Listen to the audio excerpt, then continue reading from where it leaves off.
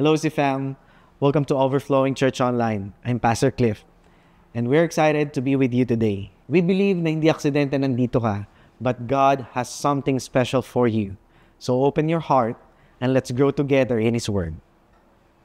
Panginoon, we thank you, O God, for this opportunity, Lord God, to learn from you today, to break our hearts today, O God.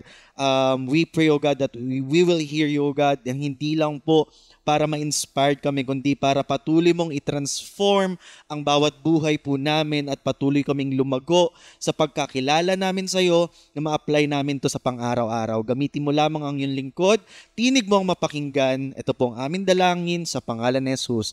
Amen. Makakaupo na po tayong lahat. No, binabati ko po ang ating online OC Fam. No? Say hi to OC Fam. Hi OC Fam. So, hindi ko alam kung kailan mo mapapanood to, pero we pray na maabot ka ng Panginoon ngayon kung saan ka man naroroon. So, balikan muna natin, no? Let's have a recap kung ano yung nangyari on our first topic na the blessing of a broken glass. Mali yung mga narinig kong sagot kanina eh. Tama po ba? Blessing of a broken plans, hindi broken glass, okay? So, dito po, napagtanto natin na kahit anong takbo mo sa Panginoon, pag tinawag ka niya ay para sa Kanya ka talaga. Amen? Natutunan po natin that Prophet Jonah ran away from God na pinapapunta siya sa Nineveh, which is 550 miles away east, but he went opposite, no, sa west, which is 2,500 miles away. So bumaba siya sa Joppa at doon siya nakakita ng barko at nagbayad siya para tuluyan siyang makalayo. And last week, natutunan natin that if you really want to run from God, the enemy will provide a ride para talagang makalayo ka. Hindi lang ship, di ba? Minsan career, minsan relationship, minsan yung mga bagay na akala natin maganda pero ginagamit na pala ng kaaway para tuluyan tayong makalayo sa katawagan natin sa Panginoon. Amen? Are you getting it? Ngayon, pagdating niya sa barko, bumaba siya doon, natulog siya, na kahit sobrang lakas na ng bagyo, ang lakas ng hangin, ang tataas ng mga alon, siya ay hindi natinag. And then we learn again na minsan sa sobrang compromise na natin, sa faith natin, sa sobrang disobedience na natin, at sa sobrang sanay na tayong ginagawa, yung mga kasalanan natin ay kampante na tayo.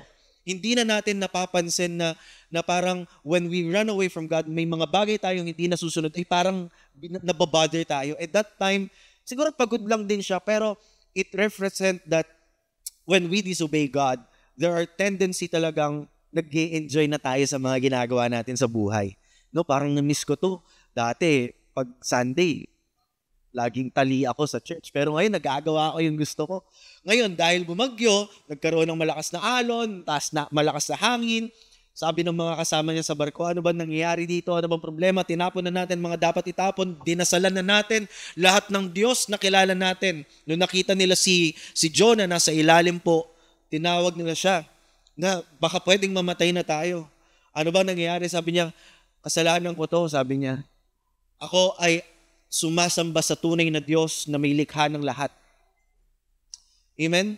At doon natutunan din natin na madalas we declare that we worship God but we disobey Him. We can easily obey Him pagka ang mga bagay ay naiintindihan natin. We can easily obey Him pag kaya natin ibigay, pag sobra-sobra tayo. But we tendency disobey Him every time na kailangan natin umalis sa comfort zone natin. At dito natutunan din po natin na kung bakit ayaw pumunta ni Jonah sa Nineveh. Hindi dahil tamad siya, kundi ayaw niyang maligtas ang mga Ninevites dahil kaaway po nila. Dahil alam niya na pag pumunta siya doon, pag pinapunta siya ng Panginoon, ang Diyos ay papatawarin ang sino mang lumapit sa Kanya. At ayaw mangyari ni Jonah yun. So, isa sa pinakamalaking learning natin last topic is sometimes we cannot give forgiveness to those people who hurt us at hindi natin maintindihan na parang hindi rin nila deserve yung kapatawaran ng Lord. But the same forgiveness, love, and grace that God given to you, it's the same that God is offering to them. Amen? So dahil po dyan, ang last na naging verse po sa chapter 1 ng Jonah is tinapon po siya sa dagat at kumalma, nagpuri yung mga kasama niya sa barko. And then sabi po sa verse 17, now the Lord provided a huge fish to swallow Jonah, and Jonah was in the belly of the fish 3 days and 3 nights. 3 araw po siya. And to be honest, inaaral ko siya, hindi ko magets yung logic ni Lord. Pwede naman nung tinapon si Jonah, kasi sabi, di ba, natutunan natin, the big fish is the grace of God, is the help of God. Pwede naman salbabida, or life vest, or kahoy na makakapitan. Amen? Most of the time, in our lives, we cannot understand kung bakit nangyayari ang mga bagay-bagay sa atin.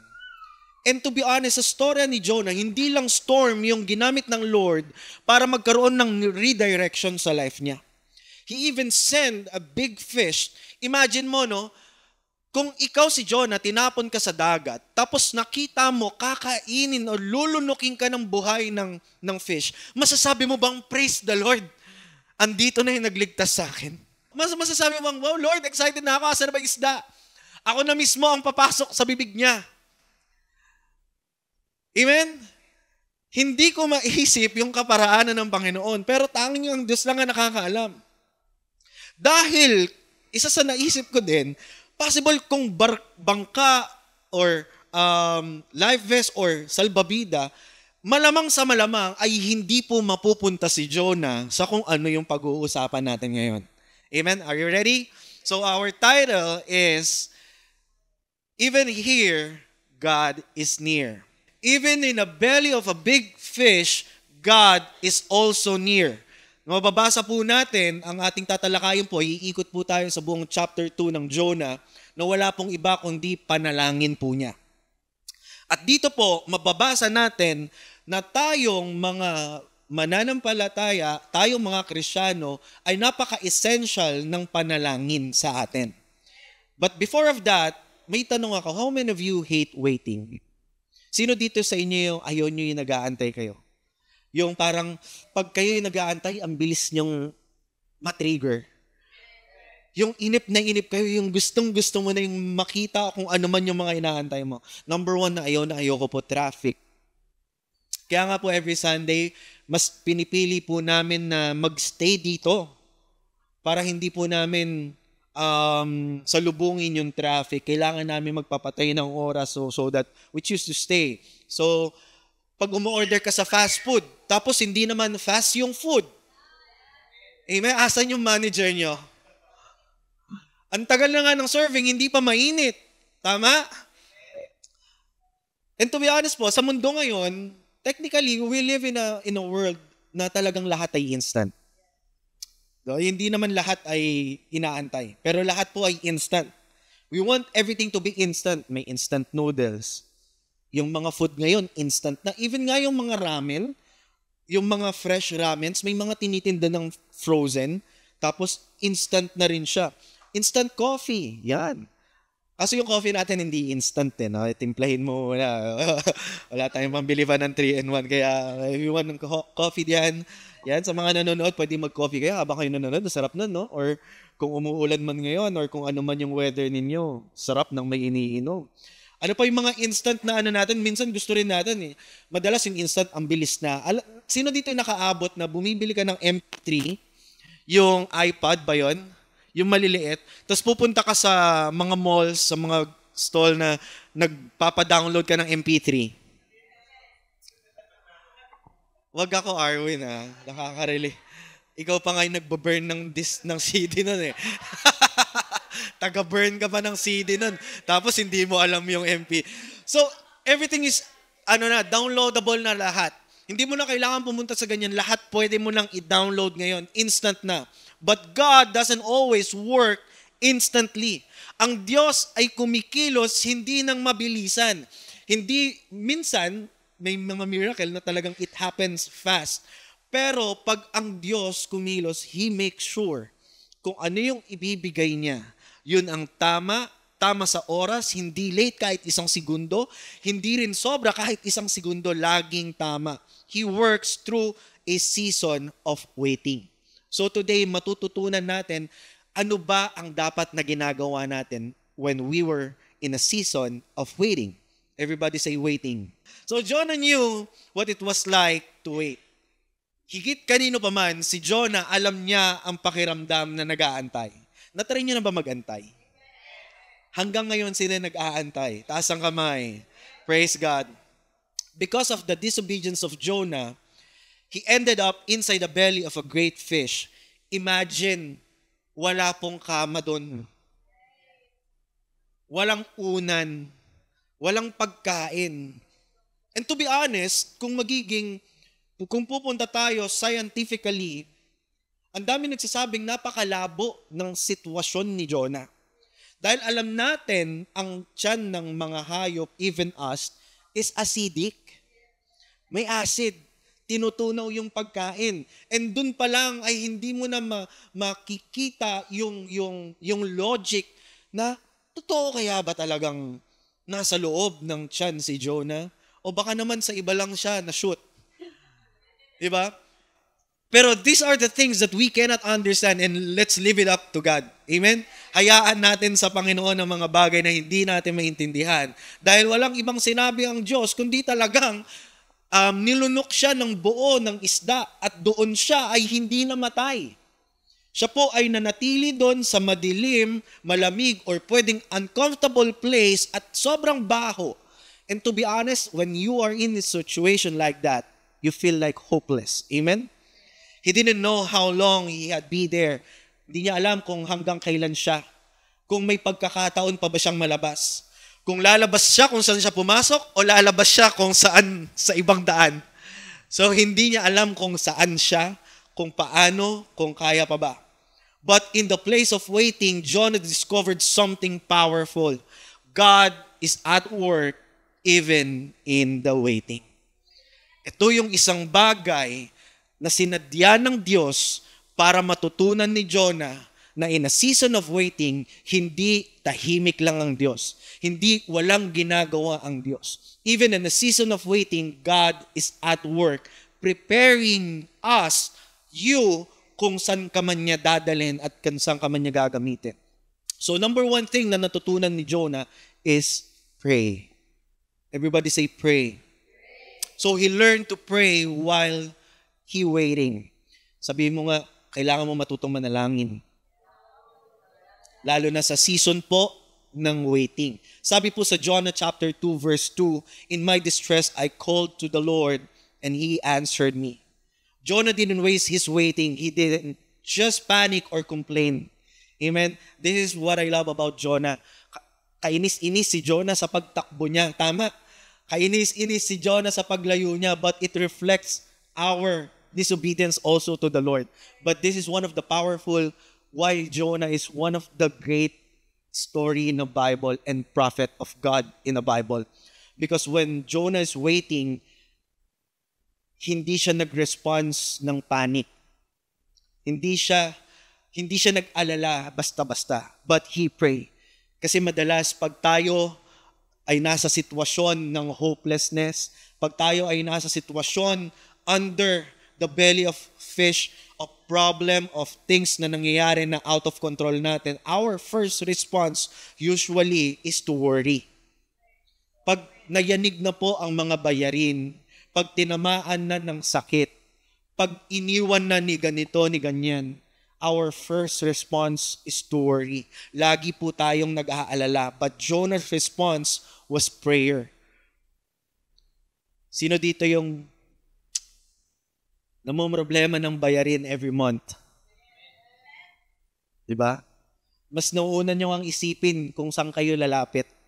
Kung kanino kayo mangungutang bago isipin na kaya ba ni Lord ba to? Baka sa Kanya ako kailangan unang lumapit. Amen? Lagi tayong nag-aalala sa mga bagay kasi normal na response ng tao yon. Pero today, God is teaching us that even in a situation na hindi natin makontrol, even na dinadala ka sa bagay na talagang alam mong hopeless na, you need to be still and trust God. And while you are waiting, you need to learn how to pray. Amen? Because prayer doesn't always change your situation immediately, but it always change your heart. May mga tao naman na, Lord, nag-pray naman ako, ba't hindi mo sinagot? Lord, ba't nag-pray naman ako, bakit parang walang nangyayari? Because sometimes prayer doesn't work that way. We need to pray dahil hindi natin gusto, hindi lang agad dapat merong solusyon. We need to pray because God wants to change our heart. Hindi agad-agad minsan ng panalangin nangyayari. Hindi agad binibigay ng Panginoon. Lalong-lalo na kung ang pinapanalangin mo ay alam niyang hindi para sa'yo. But when we pray, the first thing na nangyayaring miracle sa atin is God changed our heart. God changed our perspective that na kahit hindi mo naiintindihan, you will trust Him. Amen? And that's the work of prayer. Hindi siya yung genie na pag nag-pray ka, dapat susulpot sa harapan mo yung sagot. Kaya nga po maraming Kristiyano ang hindi naiintindihan to. Maraming Kristiyano na sobrang in love kay Lord, empowered kay Lord, kasi may mga bagay na pinapanalangin sila. Pag sinagot yan, talagang praise God, praise the Lord. Pero may mga tao rin naman na sobrang in love kay Lord, engaged kay Lord, ang dami nilang pinapanalangin, pero pag hindi binigay ni Lord yung mga panalangin nila, nagagalit pa sila sa Diyos. Nagmamalaki pa sila sa Panginoon. Eto ba? Pagkatapos kong lumuhod ng umaga, tanghali, gabi, minsan hanggang madaling araw pa, eto ba? It doesn't work that way. Because when we pray, the first thing na dinidil ng Lord is our heart. It changed our perspective and it widened our faith na hindi lang yung mga bagay na naiintindihan mo, kundi yung bagay na gusto ng Diyos para sa'yo. Amen? Kaya wag mo pong sayangin yung season of waiting na meron ka. Gawin mo itong prayer time mo. Pag nasa season of waiting ka, wag kang malulugmok lang. Baka may tinuturo ang Panginoon sa'yo. Maybe it's about time na yung mga bagay na hindi mo maintindihan, mga imposibleng bagay sa'yo, we need to learn that impossible things belongs to Him. It's not for you to fight for. So you need to learn na habang hindi ka nakikipaglaban dyan, you bring it into your prayer. May mga bagay na kaya nating ilaban kasama ang Diyos. Pero may mga bagay na hindi talaga natin kayang labanan. Tanging Diyos lang ang makakagawa nun. At sa mga oras na tanging Diyos lang makakagawa, ang tanging natin magagawa ay lumuhod. Dahil sa pagluhod natin, ito yung pagkakataon na nalalapit tayo sa Panginoon. And every time na malapit tayo sa Panginoon, we are protected. Like what happened to Jonah, even na nasa hopeless situation siya, hindi siya nagpanic, hindi siya nag-worry, kundi ibinabad niya ang sarili niya sa pananalangin. Amen? Because sa pamamagitan din nun, nagkakaroon si Jonah ng pagkakataon maalala ang mga bagay na ginawa na ng Diyos sa buhay niya. He ran away, and then nung nasa dagat na siya, nilunok siya ng malaking isda, nanalangin siya, at doon nakita ni Jonah na hindi lang to yung naging pangit na sitwasyon niya. He remembers something. Sabi po sa Jonah chapter 2 verse 7, when my life was ebbing away, I remembered you, Lord, and my prayer rose to you, to your holy temple. Jonah remembered God and His temple in his darkest moment. He recalled that God had always been faithful. How many of us, nung nanalangin tayo, binigay ng Lord? Yung sobrang hopeless na ng sitwasyon natin, inalis tayo ng Lord. Tinulungan niya tayo. Amen? Remember when Peter is walking on water, naka-fix lang yung eyes niya kay Lord, and then na-distract siya sa laki ng alon at lakas ng hangin. And then slowly, he sank down. At nung lumulubog na si Peter, ano yung sinagaw niya? Panginoon, tulungan mo ako.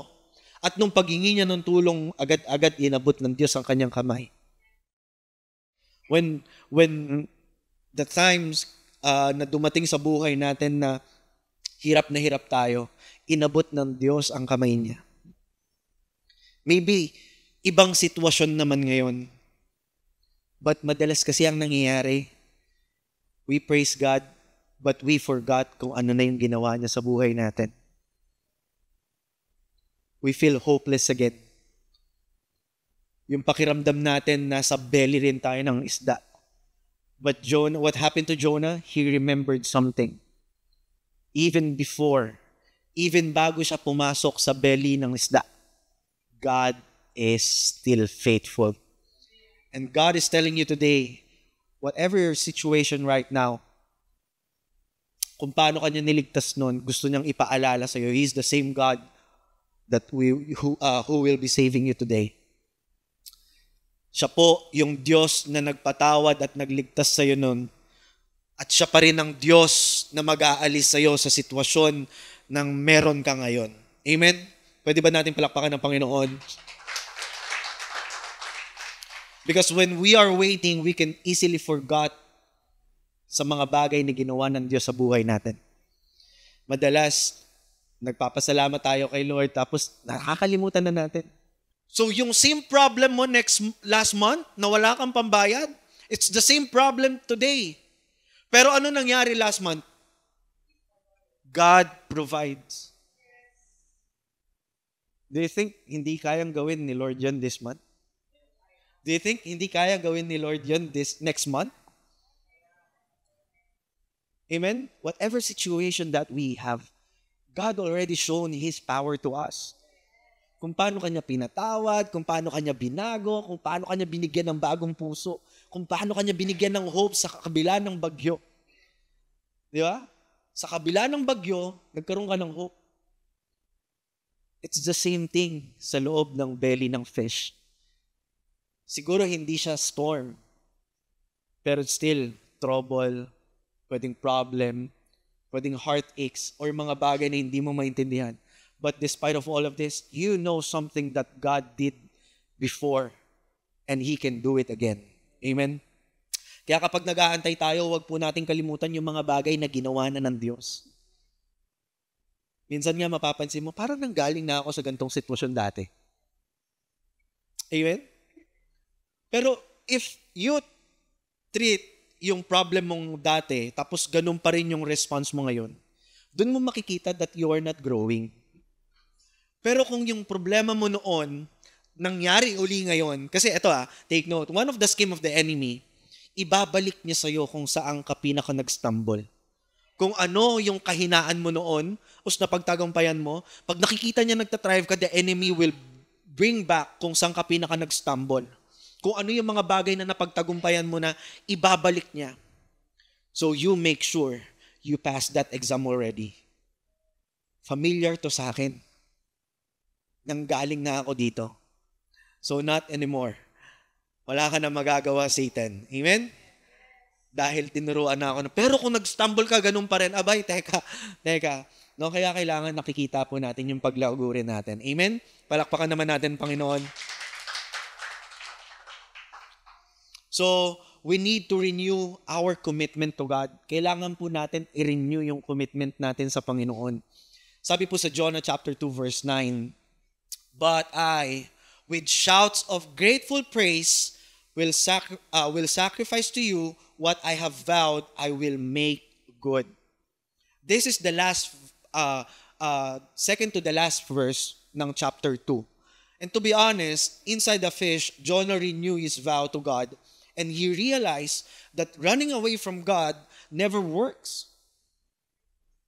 Amen? So dahil alam niyang hindi mag-work yun, gumastos ka na, lumayo ka na, kung ano-ano nang ginawa mo, alam mo, ang tanging solusyon lang is, again, surrender to Him.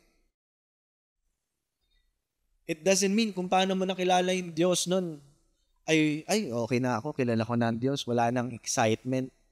No. Huwag niyong hingin ng panalangin na yun, pakiusap. Maging maingat tayo.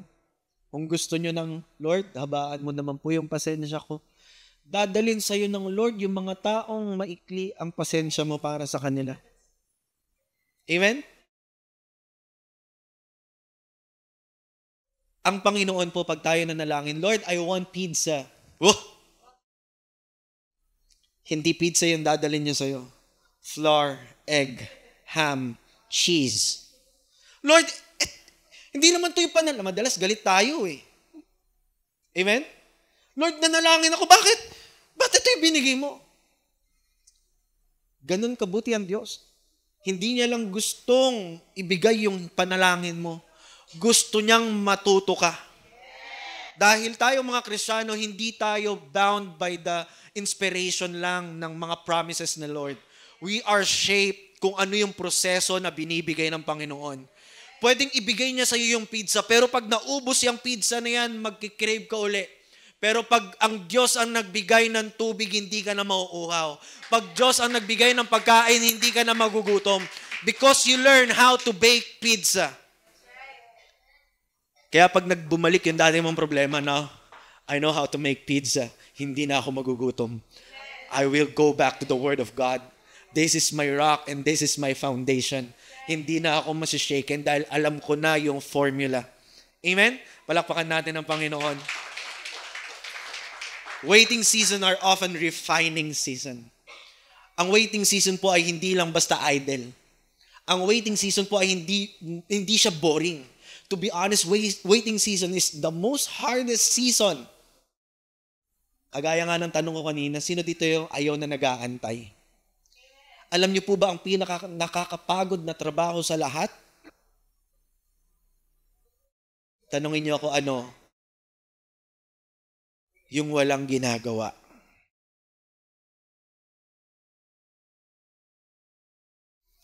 Nakakapagod yun. Kaya kahit feeling mo yung mga security guard, hindi sila pagod. Mas maganda pa nga yung busy ka kasi hindi mo napapansin yung oras. Sa waiting season, mayat-mayat, mapapansin niyo, ba't parang ang bagal ng oras? Amen? Hanggang mag-isa ka na lang doon, kumakain. Lalalala. Di ba? Ang hirap po nun. Kahit wala kang ginagawa, to be honest, pagkatapos ng shift mo, parang kang pagod pa rin. Ang hirap magantay. And in our season of waiting to Christ, mahirap po magantay. Madalas gusto natin agad may resulta. Gusto natin agad instant. But it doesn't work that way. Waiting season is our refining season. They reveal what's really in our heart and call us back to obey God. Kasi ang taong marunong magantay, may kita ng Lord kung ano yung puso niya eh. Kasi ang taong mainipin, pwedeng mag-walk out yan. Pwedeng hindi magpatuloy yan. Pwedeng manumbat pa yan. Hindi na lang nanunumbat yan, minsan nangingialam rin ng buhay ng iba yan. Kasi wala na siyang ginagawa eh. Mas busy siya ngayon, tignan ng buhay ng iba. Mas gusto niyang makialam sa buhay ng iba kasi wala siyang ginagawa. But today, God is teaching us that when we were in a season of waiting, we need to make sure that God is refining us. Niluluto dapat natin ang sarili natin sa panalangin. Kaya habang nag-aantay ka, gamitin mo yung oras mo, no? I-check mo yung heart mo, no? Baka may mga bagay na pinapagawa ang Lord sa iyo na hindi mo ginagawa.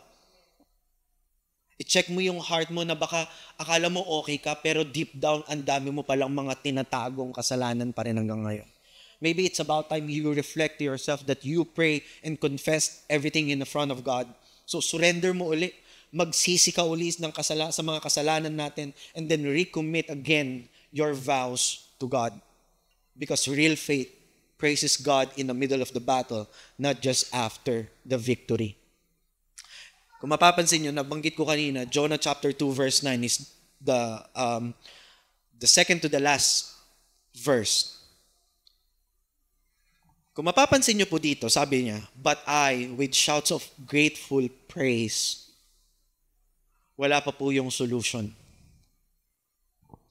Uncertain pa rin si Jonah. Hindi pa rin niya alam kung kailan siya lalabas or makakalabas pa rin ba siya. But in the middle of battle, Jonah chose to praise God. Madalas kasi we can easily praise and worship God when we experience victory. Madaling magpasalamat sa Panginoon, madaling magpuri sa Panginoon pag victorious tayo, pag nagtatagumpay tayo. Pero ang hirap itaas ng kamay at magpasalamat sa Kanya or when in the middle of the battle. Pero hindi tayo dapat ganon. We are designed to praise Him, lalong-lalo na sa mga bagay na nahihirapan tayo. Na kahit wala pang victory, na kahit wala pa yung sahod, na kahit wala pa yung mga pinapanalangin mo, you can still say, "Praise the Lord!" You can still worship God, you can still thank Him, na kahit wala pa yung sagot sa mga panalangin mo. We need to trust His timing that God will deliver us sa mga solution na para sa atin. In Jonah chapter 2 verse 10 says, "And the Lord commanded the fish, and it vomited Jonah unto the dry land." Hindi pa man niya binigay ang sagot at solusyon sa panalangin ni Jonah, he praised Him. When God saw that, hindi niya lang niligtas si Jonah, dinala niya pa si Jonah kung saan dapat siya nandoon. Kung tama ang panalangin mo, kung meron kang kalakasan magpuri sa Kanya sa mga bagay na hindi mo naiintindihan, hindi niya lang ibibigay ang solusyon ng problema ka, kundi dadaling ka niya sa tao, sa lugar, sa mga kailangan mo, na magugulat ka na lang that everything is provided. Amen? Pwede ba nating palakpakan ng Panginoon? So when God gave the answer to Jonah, hindi late. Hindi rin maaga. No? Jonah couldn't control the outcome. Hindi niya naman nadadrive yung fish eh. Diba? Wala naman manubela. To be honest, pwede nga dalhin siya sa Pilipinas eh. Magtagpo pa sila ni Magellan. Di nabago ang storya. Hindi po ganun. Jonah cannot control the outcome in the situation. And God is telling you today, you cannot control the outcome in your situation. Only God can. So you need to trust God because He is the only one is in control. Huwag kang magtitiwala sa mga bagay na out of control. Mukha lang yan may control, pero sarili nga niya, hindi niya makontrol eh. Tapos magtitiwala ka pa sa Kanya. So umpisa lang yan masaya. Darating ang araw, ma-out of control din yan. So instead na humawak ka sa tao, sa bagay na pwedeng mawala ang control. Ang manubela po ng sasakyan, hindi yan may control.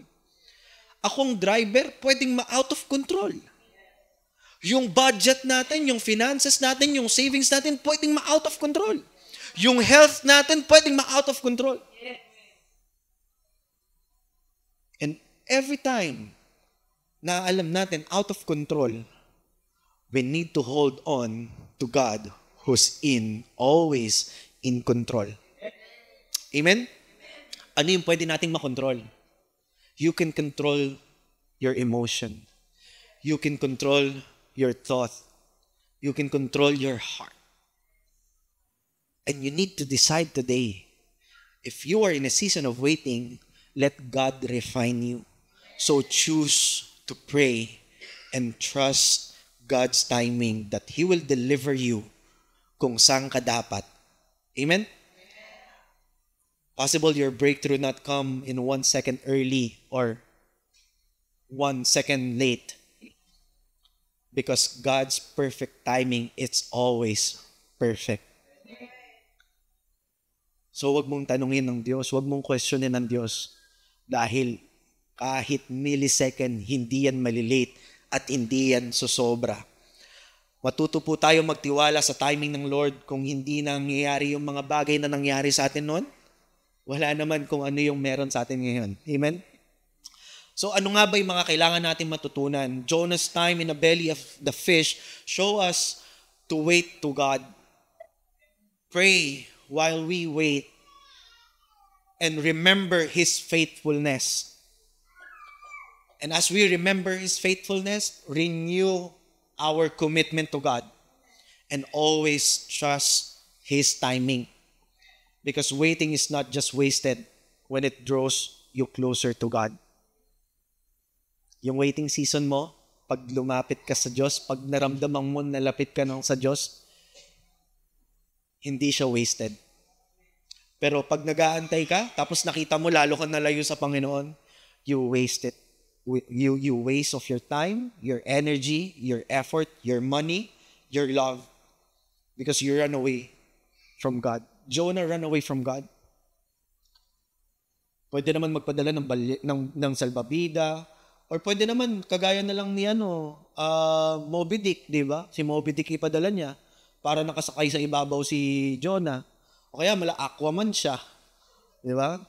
Pero hindi, nilagay siya sa loob ng belly ng fish.